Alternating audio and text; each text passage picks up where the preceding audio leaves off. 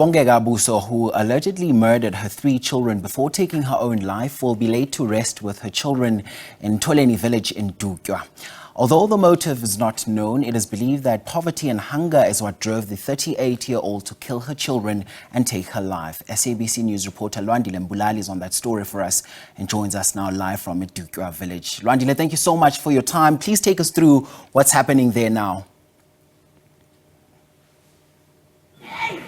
A very warm welcome to you, Mkolise, and greetings, of course, to the viewers at home. We are at Tholeni village. It's actually in Butterworth. It is where the funeral is actually taking place.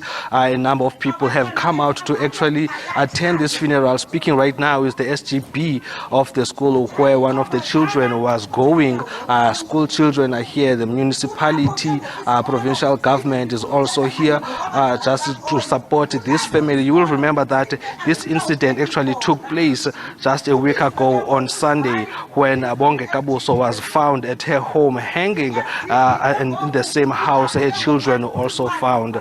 But it is not clear what actually happened because a lot of people have scenarios about what actually happened. But right now we will be speaking to a family spokesperson just to tell us about the incident, to talk to us about how they feel after the incident occurred a week ago. Tata Buso, yenzekile into masiqale apha nilusapho nizova njani ngoku into ba sesingcwaba lento iphethe njani? No, lento singcwabile isiphethe kakubi kakhulu lento singcwabile ngoku now njengoba singcwabile ke sizidwa noko sinovuyo kangaba ke nomasipala wethu lo wasemnquma oko kwehla esisehlo bese lokho elapha kuthi enathi noko sisasiva noko sibhetele ngoku into ebesicinga thina besicinga into ba ngoku lithuba loba ngoku umthetho mawudlale indima yawo ngoku kuba ke kudala ujikeleza kuthi ubhali istatement yonke into ngoku sinikele emthethweni lento uba umthetho mawudlala indima yawo. Well, he is just saying that they are very happy that they actually at this point they have buried their loved ones and now they want the justice to take its course, and I believe that he is one of the family members who believe that Osis Bongeka did not commit suicide. We will just be talking to him just to elaborate on that. Tata mhlambe nina nxa niyibona lento yenzeke njani kwaye usisi lo ningumbona engumntu onoyenza lento? Ebengumntana belunge kakhulu lo besingayicinganga lento ba angenza lento lo mntana belunge kakhulu kangaba noba sinemisebenzi apha elalini kwezi family zakuthi ibengumntana othi noba ngaba abanye bazonwabele ngendlela bazonwabele ngayo uboma ngoku mhlawumbe nepressure siphakamile kubo yena besoloko engumntana olungileyo. Ukuthi ke lena into besingayicingelanga kuyo ba angayenza into ezingalena. Ukhe wathi tata uRhalela uba mhlawumbe ubona umthetho udlala indima yawo mhlawumbe ikhona into eninkokelayo ba mhlawumbe lento akayenzanga ngokwakhe? Hayi ayikho yona senisuphando olukarhulumente kuba ayikho yonto esikrokelayo sikrokela into yayibona sikrokela into ayikho yona. Sibulela kakhulu tata.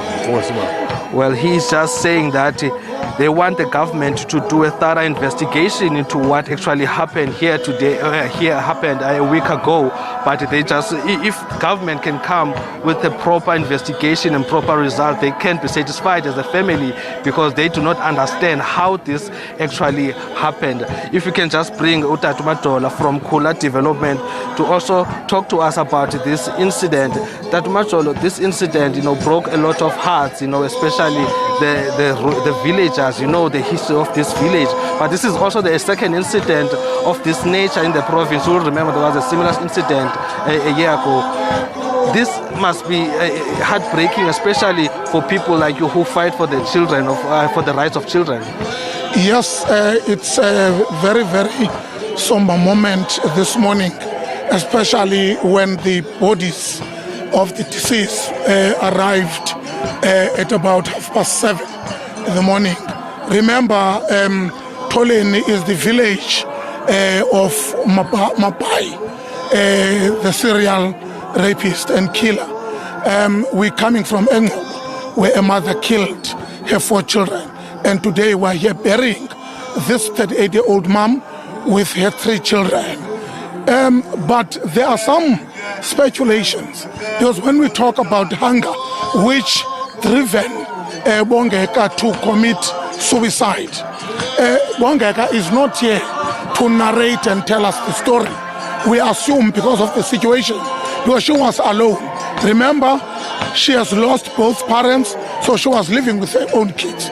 Now we are awaiting the investigation. I was told, Lwandile, that there is a letter that was left behind by the deceased person.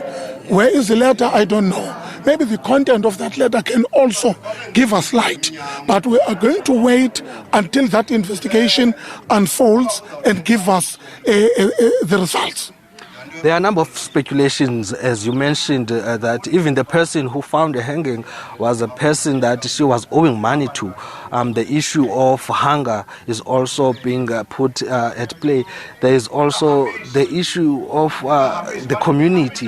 What is the community? What role does the community have to play in similar incident? Because if they were living in poverty, clearly they should have known that she was suffering. I think other people, Lwandile, they do not talk because they believe that if you share your frustrations, people are going to make a joke out of it. That's my assumption in the case of Bongeka. But I want to encourage all the community structures, not to only look at houses, roads, you name it, but also having some platforms where people can come and share so that we look at the social ills. But over and above that, we also need to bring in the Department of Agriculture, maybe to revive these food gardenings so that at least we have something on the table. Okay, talking about such incidents, talking about agriculture. As you mentioned that this was the area of Umabai, social development mentioned that there is a center here that was meant to assist the people and the victims of Umabai. Do you think we need those kinds of centers to assist people who are suffering? And there's an issue of mental health. The issue of mental health, how can government address that issue, especially in rural and remote areas like this one? We need to have more psychologists in our areas. The social workers have got a lot of work because one social worker at some point can look after 25 villages, which is impossible to do the 25 villages in 1 month.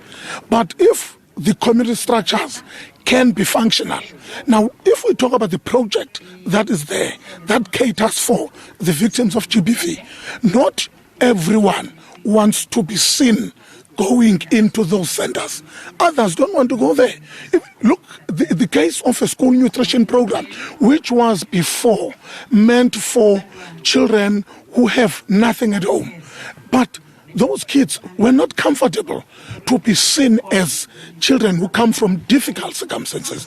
And as a result of that, the department said every child must eat.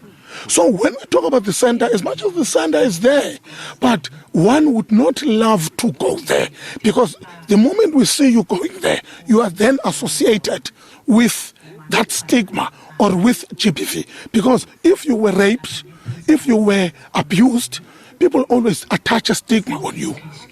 And that should not be the case. Thank you so much, Tatu Majola. That is Mr. Petros Majola from Kula Community Development. He was also here from last week supporting the family. And as I mentioned before, social development is here. And the MEC did mention that these issues need to be addressed. They do have a center here to assist people who are suffering. And there's an issue that she was talking about of mental health, that people in rural areas need to try and find people who they can speak to, especially with mental health, so that they can get the assistance. Even government can assist with such cases.